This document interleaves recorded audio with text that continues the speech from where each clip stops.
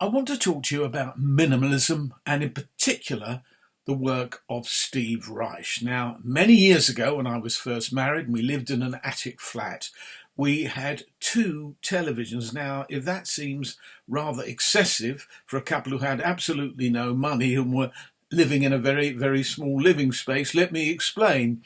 The two televisions were very clapped out as bits of technology. One had vision and no sound, and the other had sound and no vision. So if we put them on together, we managed to watch a television programme. Well, one night I decided to kip in early, put these two televisions on, managed to get the sound and the vision between the two of them, and there was this music going on, a group of people playing drums and other tuned percussion instruments.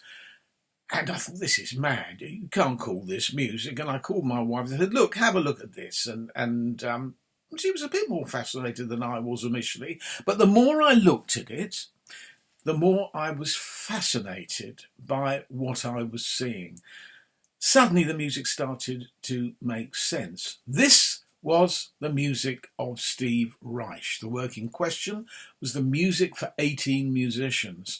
And what was happening, and this was something I understood fairly quickly, was that these rhythmic and thematic patterns were crossing over each other. You'd have a chiming motive, then everything would change, and it was a constant pulse. It was wonderful to listen to, because although it wasn't difficult to understand the method that Reich was using, what was happening was actually profoundly affecting. It was therapeutic in a way. On the other hand, it held your attention.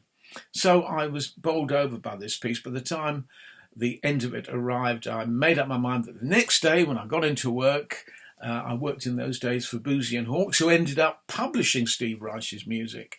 I phoned a friend of mine, Paul Hutchinson, who ran the Collitz record shop in Charing Cross Road. I said, look, have you got any music by this chap, Steve Reich? I'd love to hear more of it. Well, there was I think it was a 3 LP set. Yes, it was 3 LPs, which included drumming, music for mallet instruments, and 6 pianos. And I went and got it and took it home, and I virtually wore those records out.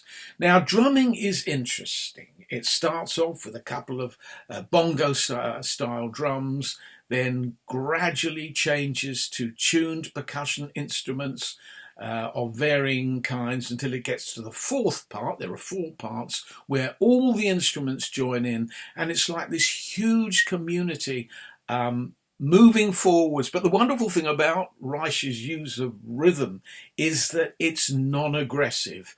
It's, as I said, it's got this therapeutic effect, and yet there's so much going on, so much to listen to, especially in a good recording. And this Deutsche Grammophon recording was good. It's been recorded since, notably by Warner Classics, or Nonsuch, I should say, again by Steve Reich and his musicians.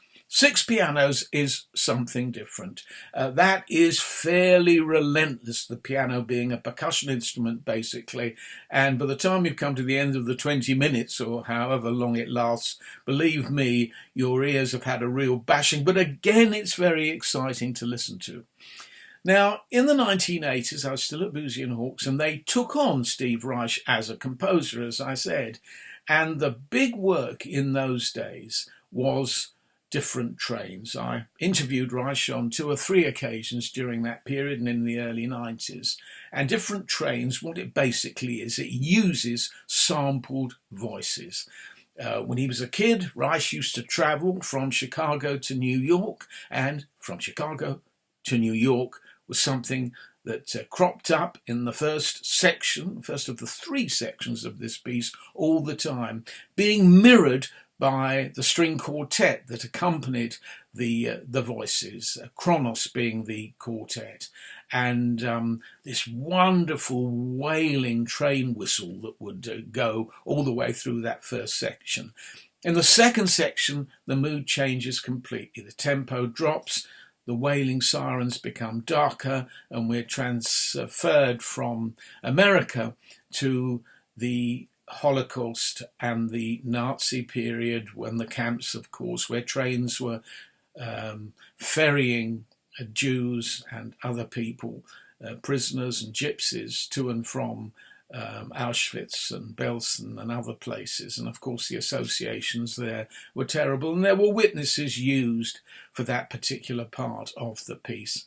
It's a masterpiece, Different Trains, because not only has it got that rhythmic drive that you associate with drumming and music for 18 musicians, but it's got a deeper purpose as well, and that comes across very powerfully.